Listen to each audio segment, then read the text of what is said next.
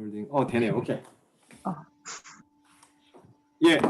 저번 주에 저희가 미가엘과 이제 루스벨의 전쟁, 하늘에서 있는 전쟁에 대해서 이제 간단하게 다뤘는데, 다시 한번 짧게 이제 리뷰를 하자면은, 결국은 루스벨이 졌죠. 미가엘이 이제 승리를 하고, 하지만 하나님께서는 사단을 제거하지 않으셨습니다. 왜냐하면은 사단을 제거하게 되면은, 이제 천사들과 또 하늘 거민들, 또 후에 이제 그 이야기를 들었던 아담과 하와조차도 두려움으로 하나님을 섬길 수 있기 때문에 하나님께서는 그런 마음을 바라지 않으신다라고 저희가 나누었고, 물론 이제 그때 김성희 집사님이 하셨던 질문, 이제 두려움에 관한 질문, 조금 맥락이 이제 약간 다른 거죠.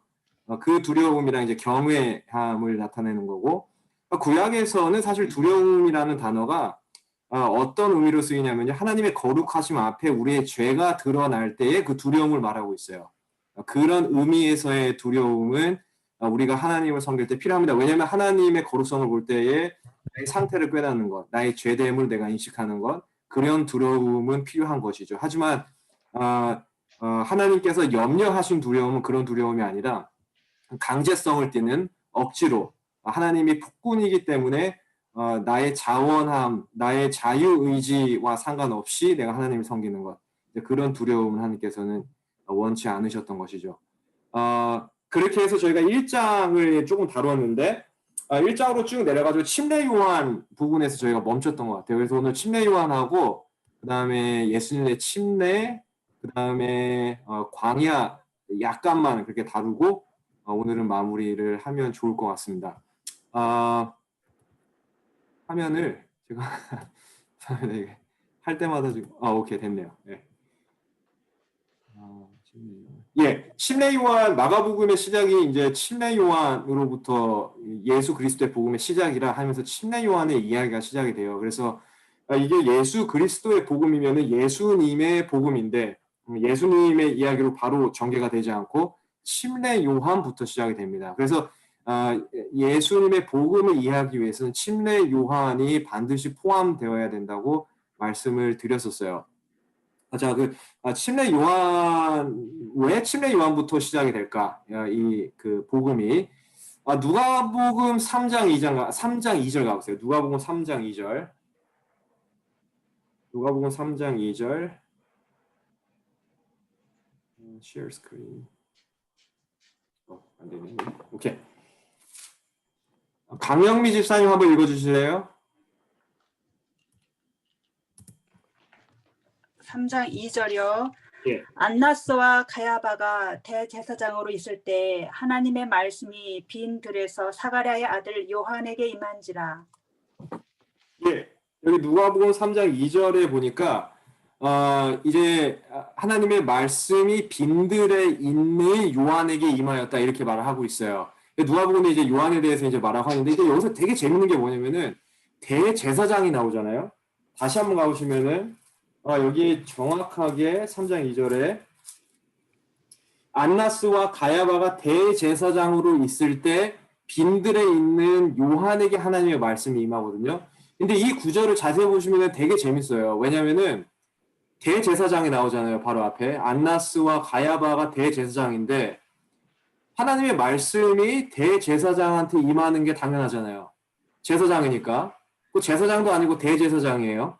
그러니까 지금 이 구절이 어떻게 되냐면 대제사장 안나스와 가야바에게 하나님의 말씀이 임했다 해야 정상적인 구절이에요.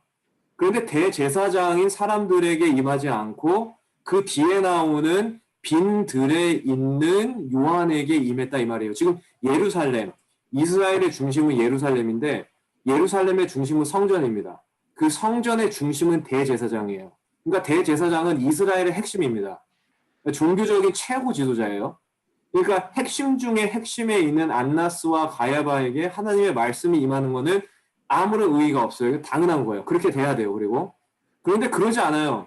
예루살렘의 성전 봉사의 가장 핵심에 있는 두 사람에게 임하지 않고 지금 예루살렘에서 저기 벗어난 아무것도 없는 곳, 빈들이라고 표현했어요. 광야입니다. 광야. 유대 광야인데 광야에 성전이 없는 그곳에 있던 요한에게 하나님의 말씀이 임했다. 다시 말씀드리면은 종교적인 열성이 가득했던 대제사장, 그런 사람들에게 임하는 것이 아니라 예수님에 대해서 꼭 메시아에 대해서 계속 연구하고 있었던 한 사람에게 임한 거예요. 그게 바로 이제 침례 요한이 된 거죠. 그래서 저희가 이거 다음에 바로 이제 예수님의 침례와 광야 스토리가 나오는데 이 광야의 경험은 예수님만의 경험이 아니에요. 이것은 침례 요한도 광야의 경험을 했습니다. 이 빈들이라고 하잖아요. 빈들은 광야를 뜻해요. 그래서 예수님을 광야에서 알기 위해서 처절하게 투쟁을 한 사람에게 하나님의 말씀이 임한 거예요. 그래서 여기 중요한 핵심이 있는데 하나님의 말씀이 결코 종교적인 열성으로 불의를 대처하려는 사람들에게 임하지 않습니다. 제가 그때 종교적인 열성에 대해서 조금 말을 했었죠, 저번 주에. 그래서 사울의 죄에 대해서 간단히 이제 언급을 했는데 종교적인 열성으로 자기의 경건성을 덮어버리려는 거. 종교적인 열성이 잘못된 게 아니에요. 종교적인 열성은 좋은 거예요. 종교적인 열성이 필요하죠. 그런데 진짜 잘못된 건 뭐냐면 그 열성으로 나의 죄까지 덮으려고 하는 시도가 잘못된 것입니다. 그리고 그 열성이 나의 의가 되고 나의 자만이 되고 나의 교만이 될 때에 그때 이제 종교적인 열성이 이제 위험해지는 거예요. 이 종교적인 열성이 요한에게 없었을까요? 아니, 요한에게 있었죠. 요한도 얼마나 열성적인 사람인데, 직설적인 사람입니다. 분명히 있었어요. 그 요한, 제사장들에게 없었던 한 가지가 있어요. 뭐냐면은, 바로 광야의 경험이에요. 요한은 광야의 경험을 한 거예요. 거기서 철저히 깨지는 경험을 했습니다. 거기서 자신과 철저히 투쟁하는 경험을 한 거예요. 이게 침례 요한이 초인간이 아닙니다. 인간을 초월한 사람이 아니에요. 똑같은 우리와 본성과 똑같은 이 기질을 타고난 사람이거든요. 근데 그 사람이 성경에 이렇게 묘사된 것은 그냥 거기 묘사된 내용만 본 것이지 우리가 시대 소망을 보면은 요한도 똑같이 광야에서 처절한 투쟁을 했습니다. 자기 자아와 싸우는 경험, 그 다음에 예수님을 알기 위해서 처절히 이사야서를 읽는 경험을 요한은 광야에서 한 거예요. 그래서 이사야서를 요한은 읽고 또 읽었습니다. 메시아에 대한 그 연구를 계속적으로 한 거죠. 그래서 하나님의 말씀은 이 요한이 택함을 받았던 이유 중에 또 하나가 무엇이냐면은 그만큼 예수님을 보고 싶었던 인물이었어요.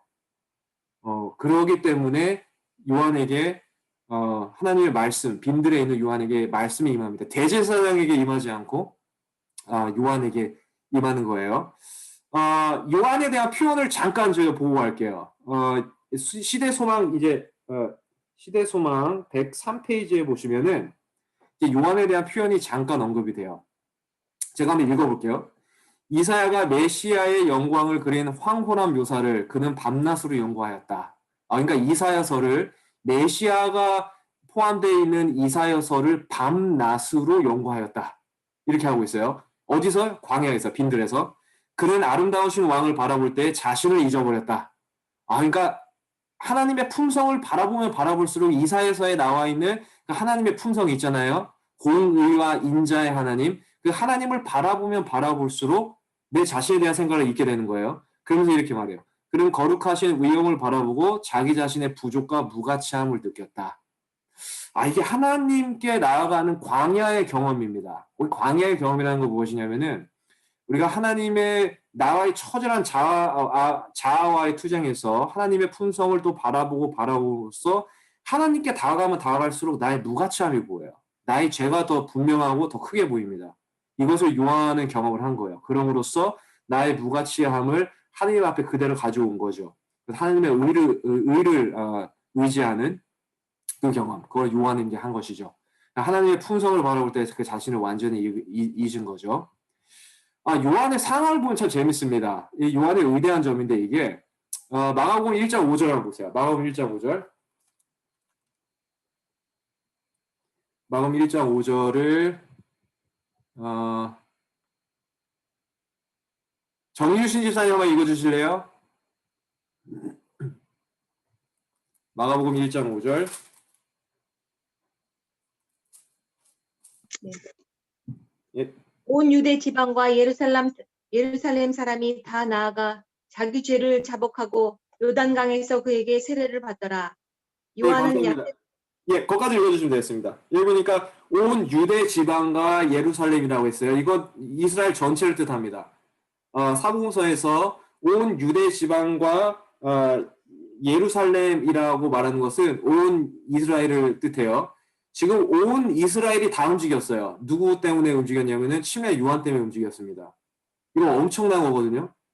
결코 한 사람의 어떤 행위 때문에 전체가 다 움직이진 않아요. 근데 이스라엘이 지금 예루살렘에 움직였단 말이에요. 예루살렘 수도입니다. 종교 의식의 수도예요. 그 다음에 온 유대가 다 움직였어요. 다 이 사람들이 원래 절기가 되고 뭐 때가 되면은 다 예루살렘으로 가잖아요. 예루살렘에 성전이 있으니까. 근데 사람들이 이상하게 어느 때인가부터 예루살렘으로 안 가고 요단강으로 가기 시작해요. 그러니까 이제 이 현상이 일어나는 거예요. 요한복음 1장 19절에 보면 이 현상이 이제 일어납니다. 1장 19절. 백은영 집사님 한번 읽어주실래요? 요한복음 1장 19절. 유대인들이 예루살렘에서 제사장들과 레위인들을 요한에게 보내어 내가 누구냐 물을 때 요한의 증거가 이러하더라. 예, 감사합니다. 그러니까 지금 침례 요한에게 사내들이면 이제 이스라엘의 최고의 종교 기관이거든요. 예루살렘에 있는 최고의 종교 기관인데 여기서 파견을 시켜요. 제사장들과 레위인들을 파견을 시킵니다. 요한한테. 그러니까 도대체 이게 무슨 일이 라는 거예요. 이게 한두 사람 움직이고 한 도시만 움직이면은 별로 이게 관심이 안 갈 텐데 지금 이 나라 전체가 움직이다 보니까 이 종교적 최고의 기관이 사내들이니 사람을 파견시켰다는 것은 이거 엄청난 일이거든요.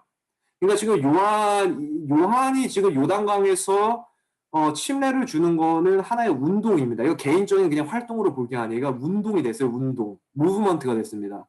이게 굉장하거든요. 센세이셔널합니다. 센세이셔널. 근데 여기서 요한이 진짜로 만약에 자기가 메시아라고 한마디만 하면 진짜 메시아로 만들어질 수 있어요. 요한은. 요한 자신이 진짜 메시아가 아니라도 메시아라는 한마디만 하면 메시아가 될 수 있습니다. 그만큼 온 예루살렘이 다 움직였어요. 헤롯이 나중에 요한을 잡잖아요. 헤롯이 요한을 바로 목을 못 쳐요. 그 이유가 있어요. 목을 치면은 자기 목도 날아가게 생겼어요. 왜냐면 요한에 대한 여론이 장난이 아니거든요. 그러니까 자기도 이거 어떻게 못하는 사람이에요. 이제 나중에 어쩔 수 없이 이제 참수를 당하긴 하지만 뭐 소원에 의해서 그러니까 그 정도로 요한의 세력이 막강했습니다. 근데 이제 이게 이제 요한의 대단한 점이에요. 요한이 예루살렘에서 파견을 하잖아요. 사내들인에서 너 도대체 누구냐 이러잖아요. 근데 요한이 진짜 한마디로 딱 자기를 정의합니다. 뭐냐면 난 소리다 이래요. 난 엘리야도 아니고 난 메시아도 아니고 나는 그냥 소리다 이래요. 소리가요. 잘 생각을 해보세요. 제가 이제 한국에 절이 많잖아요. 절. 이 산 하나마다 절이 다 있었던 것 같아요. 저 산역대학 다닐 때도 이게 뒤에 이제 불암산 가고 어디 가고 하면 이게 절이 다 하나씩 다 있어요. 이제 뭐 불교, 한국은 불교니까 아무래도 절이 있는 것 같아요. 그래서 이 절이라는 게 사실 저희가 절에 간다 이러면은 진짜 막 거기 가서 절하러 가는 게 아니라 뭐 산에 간다 이런 의미라도 쓰이잖아요. 뭐 가서 이제 뭐 등산하다가 나 절에 잠깐 들릴게 하면은 진짜 거기 가서 뭐 절하는 게 아니라 거기 약수터, 절에 가면 이제 물 마시는 데가 있으니까 뭐 그런 식으로 이제 절이 굉장히 많은데 어느 날은 절을 가는데 큰 종이 있는 거예요, 절에. 그러니까 종마다 절이 있는지는 모르겠어요. 근데 이게 종이 있어요. 그 종을 제가 좀 가까이 가서 이렇게 봤어요. 근데 이 종의 원리가 참 당연한 건데 이제 그때 이게 종을 자세히 보게 된 거예요. 뭐냐면은 종의 안쪽이 다 비어 있어요. 종의 안쪽이 다 비어 있어요. 그래서 이 종을 칠 때 만약에 종이 다 이렇게 채워져 있다고 하면 종 안쪽이 소리가 날 수가 없죠. 소리가 안 나죠. 막혀 있으니까. 그런데 이 안쪽이 완전히 비어 있으면 소리가 납니다. 그리고 소리가 깊고 멀리 퍼지게 돼 있어요. 소리가. 요한은 자기를 소리로 표현했어요. 보지는 못하는 존재지만은 영향을 주는 존재. 하지만 자신을 드러내지 않는 존재. 사람들이 들을 수 있는 존재. 하지만 채워지지 않고 비워져 있는 존재. 소리라는 것은 그런 의미입니다. 굉장히 중요한 존재예요. 요한은 자신의 유익을 위해서 한 번도 사역한 적이 없습니다. 그래서 요한의 위대한 점이 이거예요. 요한은 자기가 이런 종교적 운동이 된 이 상황에서 자기의 침례가 한마디로 메시아가 될 수도 있었는데 절대로 자기의 유익을 위해서 설교 한 번 하지 않습니다. 자신의 유익을 위해서 자신조차 소개시키지 않아요. 자기를 그냥 소리라고 정의를 합니다. 모든 자기의 힘을 다해서 요한이 한 일은 딱 하나예요. 뭐냐면은 모든 소리, 설교, 모든 자신의 언변, 침례 이런 걸 다 통해서 요한은 오직 예수님을 소개한 것밖에 없어요. 그게 요한의 대단한 점입니다. 요한은 오직 예수님을 위해서 모든 유익을 예수님을 위해서 사용한 사람이에요. 그래서 하늘의 원칙을 이런 점에서 볼 때 가장 예수님이 오셨을 당시 가장 잘 수행한 사람입니다. 요한이 억지로 이런 것이 아니거든요. 요한은 자원하는 마음에서 사랑으로 섬긴 것입니다. 지금 후에 오실 메시아를 위해서.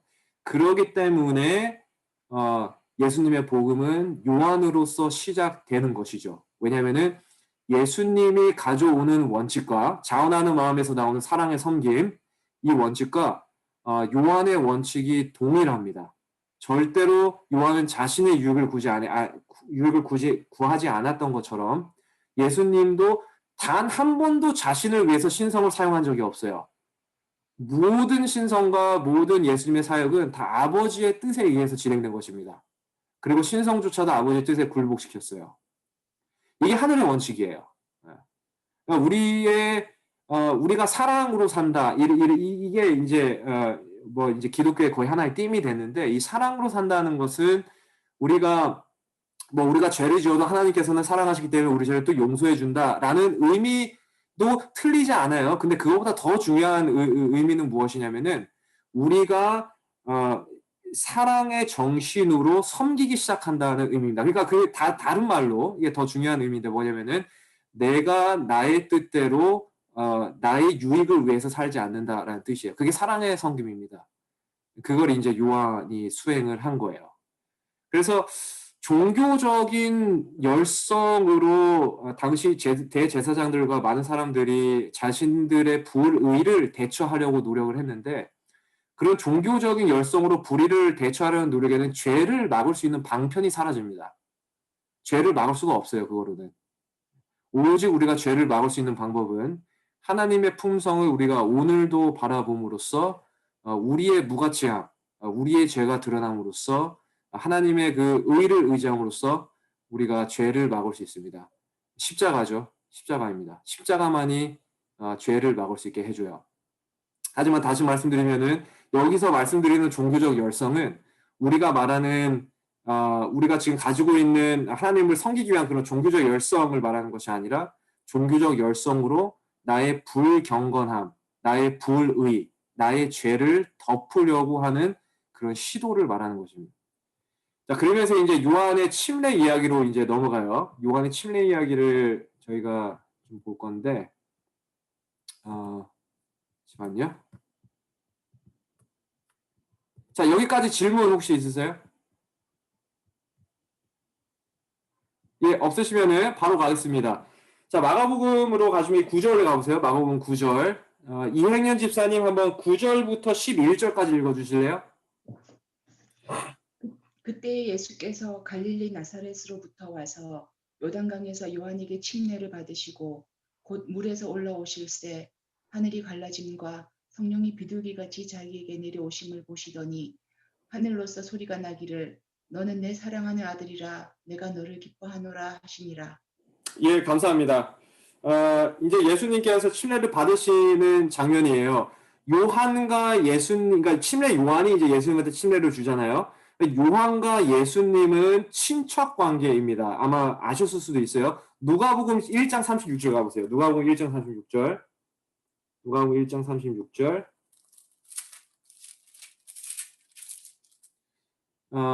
이소연 집사님 한번 읽어주실래요?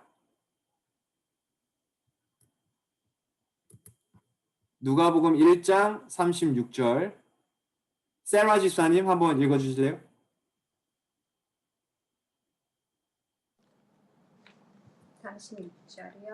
보라 내 친족 엘리사벳도 늙어서 아들을 배었느니라. 본래 수태하지 못한다 하던 이가 이미 6달이 되었나니. 예, 감사합니다. 여기 보면 보라 내 친족 엘리사벳. 지금 이제 메리한테 하는 말이에요. 그래서 엘리사벳과 친족의 관계에 있습니다. 그러니까 그의 아들이었던 침례 요한과 그 다음에 마리아의 아들이었던 예수님도 친족 관계, 친척 관계가 되는 것이죠. 그러니까 예수님과 침례 요한의 친척 관계이기 때문에 한 번 정도 만났을 것이다 라고 저희가 생각을 할 수 있는데, 요한의 거주지를 한번 다시 보세요. 요한의 거주지가 저희가 봤던 대로 빈들이었잖아요. 빈들.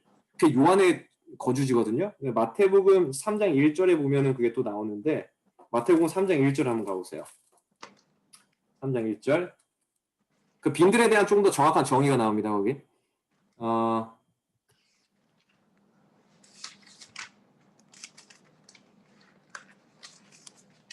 이영수 지사님 한번 읽어주실래요? 그때에 침례 요한이 이르러 유다 광야에서 전파하여 가로되 예, 감사합니다. 그러니까 빈들이라고 누가복음에서 그때 저희가 봤을 때 말했을 때는 유대 광야를 말하는 거예요. 그러니까 이 요한의 거주지는 유대 광야예요. 이게 요한의 거주지. 예수님의 거주지는 어디였을까? 이거 뭐 저희가 잘 아는 사실인데 그래도 한번 성경으로 다시 한번 확인을 할게요. 마가복음 1장 9절에 가보세요. 마가복음 1장 9절. 이거 제가 읽겠습니다. 그때 예수께서 갈릴리 나사렛으로부터 와서 요단강에서 침례를 받으 이렇게 나왔어요. 예수님께서 갈릴리 나사렛으로부터, 그러니까 침례 요한의 거주지는 유대 광야에 있는데 예수님의 거주지는 나사렛이었어요. 그렇죠? 둘의 거주지가 완전히 달라요. 그럼 둘의 거주지가 달라도 둘이 이렇게 뭐 나와가지고 뭐 절기 때 좀 만나거나 뭐 저희가 말하는 뭐 추석 이럴 때 뭐 가족이 다 모이잖아요. 이럴 수 있었을까? 한번 만났던 적이 있지 않았을까라고 저희가 살 수가 있는데 만난 적이 없습니다. 만난 적이 없어요. 이 시대의 소망을 우리가 좀 더 참고하다 보면은 이제 그 사실을 명확하게 이제 화이트보이는 기록하고 있는데 요한과 예수님은 만난 적이 없다라고 기술을 하고 있어요. 만약에 만난 적이 있었으면은 요한이 예수님을 조금 더 구체적으로 묘사했을 수 있었을 거예요. 지금 뒤에 오실 메시아는 사실 목수 일을 하고 계시고 뭐 나사렛에 계시고 뭐 조금 있으면 이제 뭐 이런 식으로 이제 좀 디스크라이브를 할 수 있겠죠. 하지만 그런 게 전혀 없어요. 모르거든요, 요한도 잘. 요한하고 예수님은 만난 적이 없습니다. 거주지도 완전히 달랐어요. 그리고 뭐 절기 때나 이런 때도 만난 적이 없어요. 처음으로 만난 때가 언제냐면은 방금 전에 저희가 읽은 이거예요. 뭐냐면은 예수님께서 침례 받으실 때.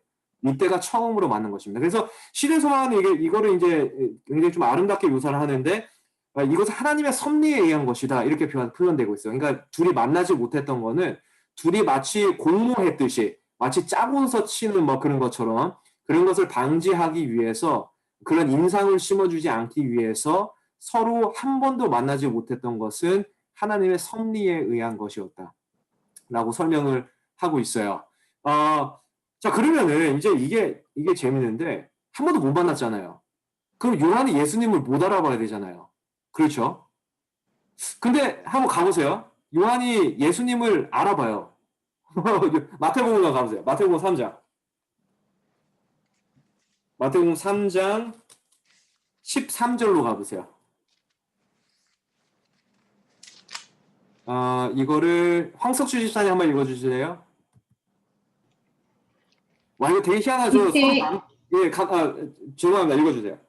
이때에 예수께서 갈릴리로서 요단강에 이르러 요한에게 침례를 받으려 하신대 예, 저 다음 절까지 읽어주세요. 14절까지. 요한이 말려 가로되 내가 당신에게 침례를 받아야 할 터인데 당신이 내게로 오시나이까. 예, 감사합니다. 지금 예수님께서 침례를 받으시러 갔는데 오시자마자 침례 요한이 예수님을 알아봐요.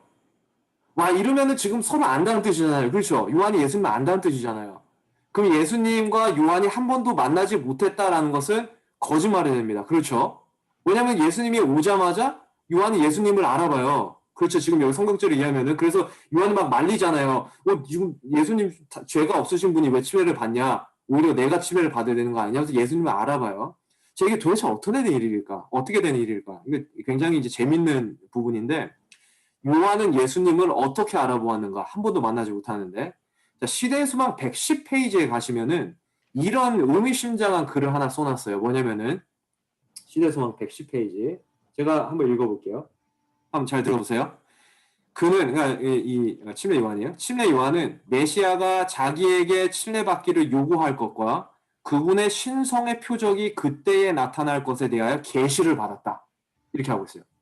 그러니까 예수님이 나타나기 전에 요한은 이미 예수님이 나타나실 거라는 계시를 받았는데 이게 계시가 두 가지입니다. 지금 두 가지로 나눠서 첫 번째 어떤 거를 할 거냐면은 메시아가 자기에게 침례받기를 요구할 것과 이거예요. 첫 번째. 그러니까 아무든지 나와가지고 나 침례 받고 싶어 하면은 메시아일 수도 있겠다. 이 계시를 받은 거예요. 두 번째, 그분의 신성의 표적이 그때에 나타날 것. 그러니까 뭔가 하나님이라는 징표가 주어져야 돼요. 이게 이제 두 번째예요. 두 가지. 어떤 사람이 와가지고 나 침례 받고 싶어 요구하는 거. 두 번째, 하나님이라는 징표. 뭐 하늘에서 진짜 막 불이 막 내려온다든지 막 그런 거 있잖아요. 하나님과 신성의 증거. 이런 증거가 나타날 때에 이 두 가지 증거가 다 나타날 때 한꺼번에 바로 그분이 메시아다라는 계시를 받은 거예요. 자, 그럼 한번 생각을 해보세요. 첫 번째 증거. 침례를 받고 싶다. 침례를 요구할 거라고 했잖아요. 첫 번째 계시가, 증거가. 얼마나 많은 사람들이 지금 저희가 온 유대와 예루살렘에서 모든 사람들이 다 요단강에 나왔다는데 수천 명, 수억 명의 사람들이 얼마나 많은 사람이 요한한테 침례를 받고 싶다고 요구를 했겠어요. 그렇죠? 그러니까 요한은 이 요구를 받을 때마다 기다리는 거예요. 막 너무 설렌 거예요, 요한은. 이제 그런 게 이제 그려지시죠. 이게 설렌 거. 혹시 이분이 메시아가 아닐까? 그런데 신성의 증거가 없어요. 두 번째가 있어야 되는데. 그럼 이분 아니구나. 또 두 번째. 또 다른 사람이 또 와요. 혹시 이분이 메시아가 아닐까? 그러니까 요한은 지금 여기서 할 일 없이 침례를 주는 게 아니라 지금 메시아를 기다리고 있는 거예요. 침례를 주면서. 두 개의 증거를 기다리고 있는 거예요. 누가 또 욕을 하지 오늘? 그 다음에 또 누가 혹시라도 신성의 증거를 보일까? 이거를 지금 계속 기다리고 있는 거예요. 한 번도 만나지 못한 예수님을 만났거든요. 그러면서 예수님을 알아본단 말이에요. 자, 이거 어떻게 알아봤을까? 왜냐면은 두 가지 계시가 다 주어져야 되잖아요. 그런데 한 가지 계시밖에 안 주어졌어요. 예수님이 나타나실 때. 뭐냐면은 나도 침례 받고 싶어. 이거잖아요. 방주에 저가 읽었던 거. 두 번째, 신성의 표적이 나타나야 되는데 그거는 나중에 나타나요. 근데 그 전에 요한이 예수님을 알아본단 말이에요. 그러니까 이제 질문이 이거예요. 그걸 어떻게 알아봤냐는 거예요, 이거를. 근데 이게 궁금한 게 중요해요. 있는데, 목사님. 예, 그 마리아하고 예, 엘리사벳하고 친척이잖아요. 예. 그러면 태중에 둘이 임신했을 때 서로 성령으로 잉태된 것도 알고, 예, 알죠. 그랬으니까 그 부모님들이 얘기를 예, 하지 않았을까요? 저는 막연히 그렇게만 생각을 하고 있었거든요. 그건 핵심이에요. 아마도 분명히 말을 했을 거예요. 하지만은 부모님들조차도 그 아이가 이제 임신을 했다는 사실은 알지만 그 후의 사실은 양쪽의 부모도 보지 못했거든요. 그렇기 때문에 이제 자세한 묘사는 할 수 없겠죠. 단지 이제 그들의 아들들에게 말을 해줄 수 있었던 것은 그들의 사명, 그 정도, 그들의 사명 정도는 말을 해줄 수 있었을 것 같아요. 그래서 침례 요한에게는 너의 사명은 이것이다. 그리고 마리아는 예수님에게는 또 이제 그런 부분을 말을 해줬을 거라는 생각은 들어요. 그래서 둘이 아마 사명을 초점으로 분명히 부모님들이 말을 해줬을 거지만 자세한 묘사나 이제 그 예수님께서 또 이제 이게 지금 저기잖아요. 퍼블릭 미니스트리잖아요. 이 사역으로 나오는 시점 이런 것은 아무도 모르고 있었다. 라고 보는 게 맞을 것 같습니다. 하지만 좋은 포인트예요. 부모님들이 또 얼마나 교육을 했겠어요. 자기 아들들이 그냥 아들도 아니고 침례 요한이고 예수님인데 얼마나 또 기대를 했겠어요. 그렇죠? 그래서 당시에 많은 사람들이 마리아가 되고 싶었을 거예요. 자기 아들이 메시아가 되는 그 영광을 누리고 싶었겠죠. 그렇죠? 자, 다시 한번 이제 돌아가서 자, 그러면은 예수님이 요한에게 왔을 때 요한은 예수님의 신성의 증거가 나타내기도 전에 어떻게 예수님을 알아봤는가? 자, 어떻게 알아봤냐면은 예수님의 품성으로 알아봤습니다. 예수님의 품성을 알아봤어요. 침례 요한이 한두 명 침례를 준 게 아니잖아요. 한두 명을 만난 게 아니거든요. 그래서 많은 사람들이 와서 침례를 받으면서 간증을 한단 말이에요. 저희도 그런 간증 하잖아요. 뭐 침례를 받고 난 다음에 간증도 하고 뭐 받기 전에 간증. 침례 요한에게 많은 사람들이 간증을 해요. 그런데 한 사람이 나타나는데 이 사람은 자기가 한 번도 보지 못한 품성의 분위기를 풍기고 있는 거예요. 자, 그래서 우리의 품성이 중요한 게 뭐냐면요. 이 품성이라는 게 안에 내재만 돼 있는 것이 아니라 밖으로 뿜어져 나옵니다. 그래서 우리가 세상의 빛과 소금이라고 할 때 그 빛이라는 것은 우리가 빛을 내고 싶어서 막 내는 게 아니라 안에 있는 게 뿜어져 나와서 빛이 되는 거예요. 그 예수님의 품성이 그랬습니다. 그러니까 요한이 예수님을 알아본 건 신성 때문에 알아보지 않은 거예요. 예수님 알아본 거 품성 때문에 알아봤어요. 시대 소망의 표현대로 하면은 흠없는 품성, 순결하신 품성을 보고 놀랬다고 나와 있어요. 그래서 한 번에 알아봐요. 아, 이분이다. 왜냐하면 요한이 얼마나 연구를 했으면은, 이사야서를 얼마나 연구를 했으면은 바로 알아보겠어요. 그렇죠? 그래서 그 당시에 수많은 사람들이 요단강을 감싸고 있는데 이 사람들 한 명도 예수님을 못 알아보거든요. 요한만 알아봐요. 그러니까 믿음의 눈으로 예수님을 기다리는 사람은 예수님을 알아본 거예요.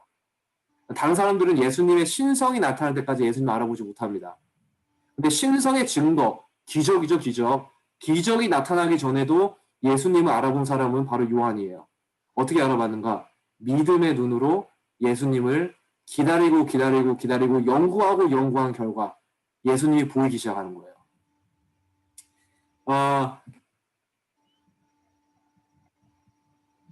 그래서 이 침례 요한의 스토리, 이 침례를 주는 거는요, 되게 설레이는 장면이에요.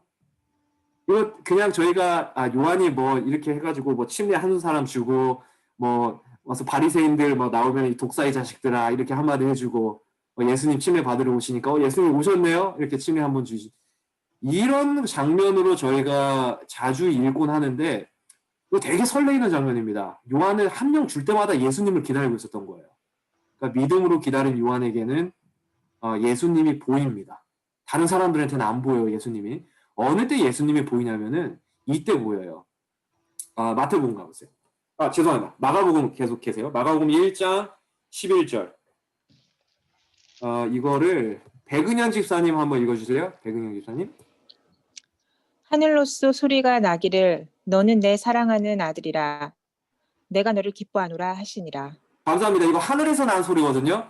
그러니까 아버지가 지금 아들 되시는 예수님, 아들 하나님에게 선포하는 음성이에요. 뭐라고 하냐면은 내 사랑하는 아들이라, 내 기뻐하는 자라, 너는 내 사랑하는 아들이라, 내가 너를 기뻐하노라.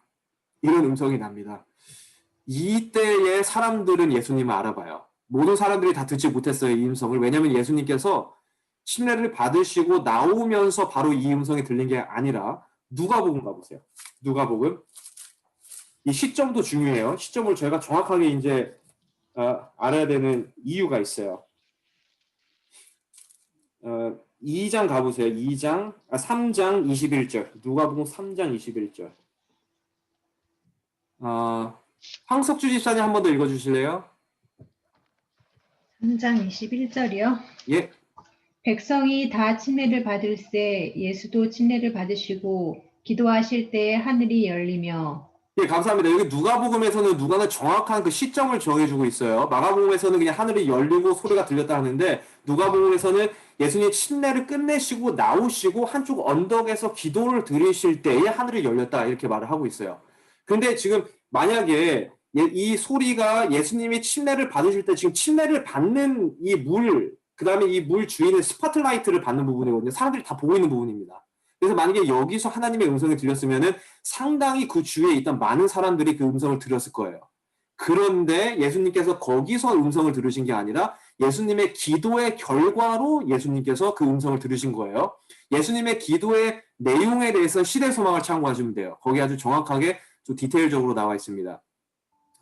그것을 저희가 여기서 말하지는 않고 아무튼 예수님께서 언덕에서 기도하셨기 때문에 많은 사람들이 듣지는 못하고 몇 사람만 듣습니다. 그래서 예수님께서 들으신 아버지의 음성이 지금 신성의 증거거든요. 그러니까 요한이 받은 두 번째 증거가 여기에 해당돼요. 이제 침례를 받을 걸 요구할 것이고 신성의 표적이 나타날 것이다 했을 때 그 두 번째 신성의 표적이 바로 이 음성 부분입니다. 하늘에서 뭐 열리고 비둘기 같이 내려오고 하나님의 음성이 울리는 거예요. 이 음성이 요한이 이미 예수님을 신성의 증거, 이 음성 전에 예수님을 알아봤기 때문에 죄송합니다. 침례 요한한테는 필요 없는 음성이에요. 그렇죠. 왜냐면은 침례 요한은 이 음성 전에 이미 예수님을 알아봤습니다. 그렇기 때문에 침례 요한은 이 음성이 필요 없어요. 이 음성이 없어도, 이 신성의 증거가 없어도 예수님을 이미 알아봤어요. 근데 이 신성의 음성이 주어졌다는 것은 그러므로 침례 요한을 위해서 주어진 게 아니라 그 주위에 있던 사람들에게 그 다음에 예수님 자신에게 주어진 음성입니다. 그 예수님은 이 먼저 말씀을 드리면 예수님은 이것도 자기의 신성을 그러니까 자기가 메시아라는 것을 말하기 위해서 이거조차도 자기의 신성을 사용하지 않으셨어요. 아버지가 기도의 결과로, 예수님께서 기도하신 결과로 아버지께서 나타내 주신 거거든요. 이거는. 예수님은 메시아라고 그냥 한번 말을 하면 돼요. 그리고 예수님 진짜 하나님이시니까 한번 그냥 보여주면 돼요. 짠, 신성 한번. 근데 그거를 한 번도 안 사용한 거예요. 오히려 아버지께서 보여주십니다. 예수님께서 철저히 신성까지 굴복하신 그 장면의 대표적인 예라고 할 수 있어요. 이 음성은. 그래서 다시 돌아가서 이 음성은 요한을 위해서 주어지지 않고 예수님을 알아보지 못한 사람들에게 주어졌습니다. 다시 이 음성을 볼까요? 너는 내 사랑하는 아들이요, 내 기뻐하는 자라. 그러니까 아버지에게 아들은 있어서 사랑하는 사람이고 기뻐하는 사람. 전부예요, 전부. 그렇죠. 제가 어렸을 때 참 이해가 잘 안 됐던 거 한 가지가 뭐냐면은 가끔씩 저희 어머니가 저한테 자기 전에 이제 오세요. 와가지고 이게 팔을 되게 두드려요. 두드리면서 그때 이제 무슨 일이 있어요? 제가 학교에서 이제 어느 친구하고 싸웠거든요. 제가 한 번도 말썽을 피운 적이 없어요. 이거 리코딩 나가면 안 되는데 편집해서 내보내는 줄 알겠습니다. 한 번도 싸운 적이 없는데 초등학교 6학년 때 한 번 폭발했어요. 축구를 하는데 이 친구가 축구를 반칙을 한 거예요. 진짜 반칙이거든요, 제가 볼 때. 근데 이 친구 반칙이 아니래요. 그거 가지고 이제 싸우기 시작하니까 너 반칙이잖아. 뭐 이러면서 싸우다가 그게 좀 번져가지고 이제 막 이렇게 몸싸움을 좀 하게 됐어요. 그래서 그 친구가 다쳤어요. 저는 안 다치고 그 친구 다쳤어요. 그 친구 엄마한테 이제 전화가 온 거예요. 얼마나 속상하겠어요. 그렇죠. 엄마 입장에서는. 이제 치과를 가야 되는 상황이 되는데 다쳐가지고 많이. 이 친구가 아버지가 일찍 돌아가신 친구예요. 저는 그거 몰랐어요. 그러니까 엄마가 얼마나 더 속상하겠어요. 아버지도 없이 혼자 이제 키우는데. 제가 그거 하면 안 되는데 그걸 했어요. 굉장히 좀 후회하는데.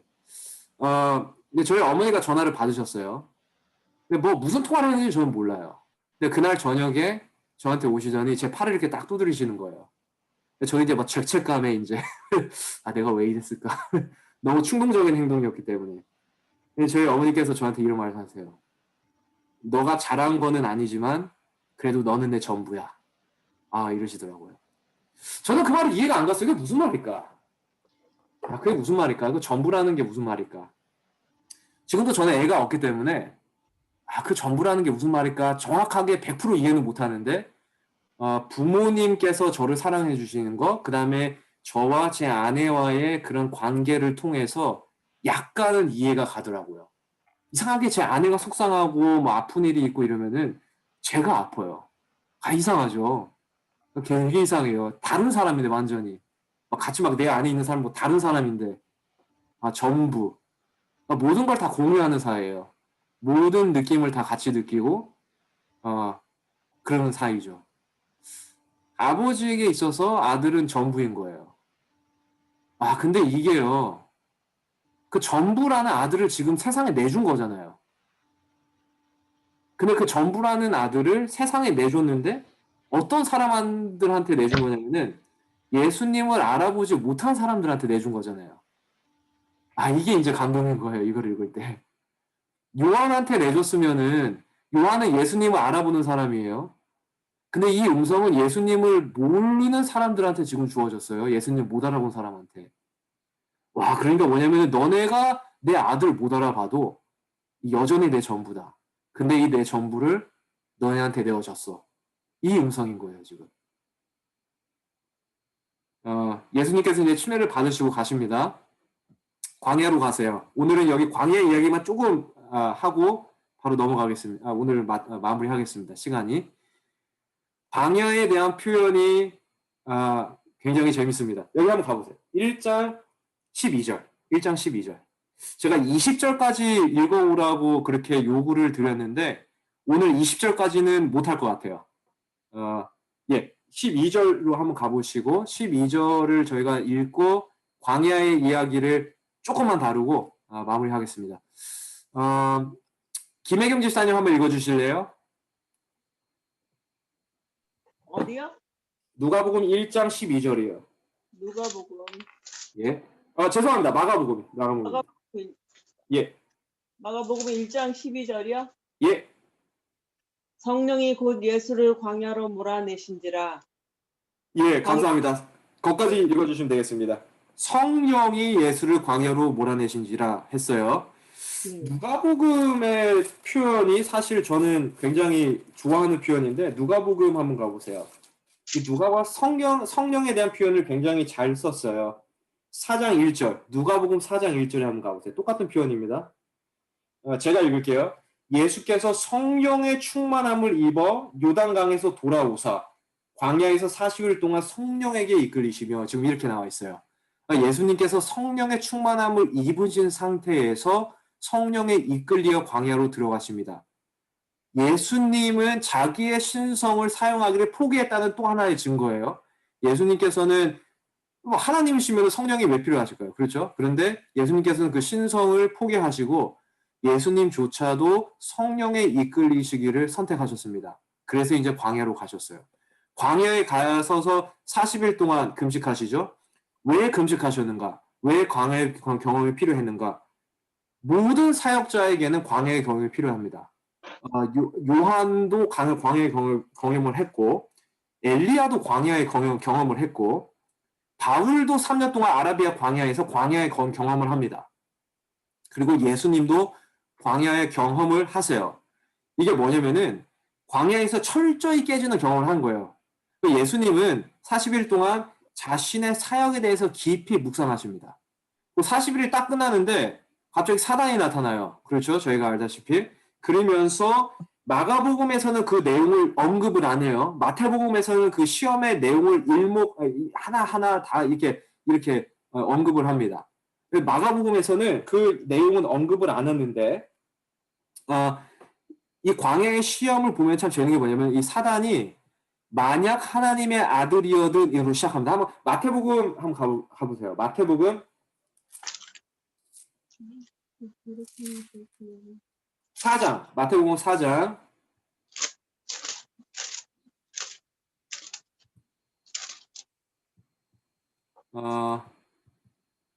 이현여 지사님 한번 읽어주실래요?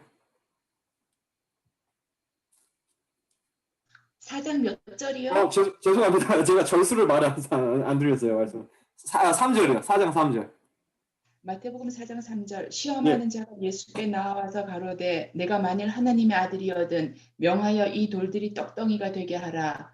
예, 감사합니다. 2절에 보시면은 40일을 밤낮으로 금식하신 후에 줄이신지라 거기도 시간이 명확하게 나와요. 40일을 금식하신 후에 줄이신지라 기진맥진하신 거예요. 왜냐하면 인성을 입고 오셨기 때문에 저희와 똑같이 피곤하시고 똑같이 배고프시고 이런 똑같은 목마르셨고 십자가에서는 똑같은 그런 욕구가 예수님에게도 있으셨습니다. 이런 사람의 기본적인 이런 목마르고 이런 것들. 자, 그 다음에 이제 3절에 이게 끝나자마자 뭐가 나오냐면은 시험하는 자가 사단이죠. 사단이 광명한 천사로 나타납니다. 그러면서 내가 만일 하나님의 아들이거든 이게 이제 이 시험의 핵심이 돼요. 할 때마다 이거를 반복해요. 사단이 내가 만약 하나님의 아들이거든 이거 바로 전에 침례였잖아요. 예수님의 침례. 바로 40일 전에 예수님의 침례였는데 침례에 분명히 하나님의 아들이라는 음성을 사단은 들었습니다. 그 예수님도 들었어요. 분명히 아버지께서 내 사랑하는 아들이요 전부라라고 했잖아요. 기뻐하는 자라. 이거를 예수님께서 들으셨는데 그 사단도 들었는데 이거를 이제 흔들어 놓는 거예요. 뭐냐면은 아버지와 아들의 관계를 될 수 있는 대로 흔들어 놓는 것입니다. 근데 이거 흔들어 놓는 이제 결과가 중요해요. 뭐냐면 왜 흔들어 놓냐면은 보세요. 내가 하나님의 아들이거든 명하여 이 돌들로 떡덩이가 되게 하라. 이거 뭐예요? 기적 한번 베풀어라. 너 지금 배고프잖아. 배고프니까 단 한 번이라도 너만을 위해서 한번 너 신성 하나님이잖아. 신성 기적 한번 베풀어라. 이거예요. 그러니까 아버지와 아들의 관계를 흔들 수 있는 절호의 기회입니다. 뭐냐면은 아버지는 자기의 신성을 포기한 이유가 아버지를 의지해서 그래요. 아들이 신성을 포기한 이유는 아버지를 전적으로 의지해서 그렇습니다. 그래서 아버지에게 신성 주사도 굴복한 거잖아요. 근데 신성을 다시 사용한다는 것은 뭐냐면은 자기가 굴복했던 신성을 다시 굴복하지 않기로 불순종하라는 의미예요. 그러니까 사단이 이제 이걸 노린 거예요. 네가 진짜 하나님 아들이면은 관계로 막 흔들어 놓는 거 시작해요. 그러면서 신성을 자신의 유익을 위해서 한 번이라도 사용해 보라고 유혹하기 시작합니다. 예수님께서 사용하셨나요? 사용하지 않으셨죠. 그래서 침례가 요한이 예수님을 믿음으로써 그 설레이는 마음으로 기다리는 사건이었다면은 광야는 예수님께서 아버지를 끝까지 믿음으로 잡은 사건입니다. 이게 믿음의 사건들이에요. 그래서 침례 요한도 그렇고 예수님의 광야도 그렇고 한 번도 자신의 유익을 위해서 뭐 하나 한 적이 없어요. 예수님은 끝까지 이거를 거부하십니다. 그래서 우리의 십자가를 예수님께서 지실 수 있으셨던 거예요. 그래서 우리의 구속주가 되신 것이죠. 오늘은 여기까지 하겠습니다. 질문 있으신가요, 혹시?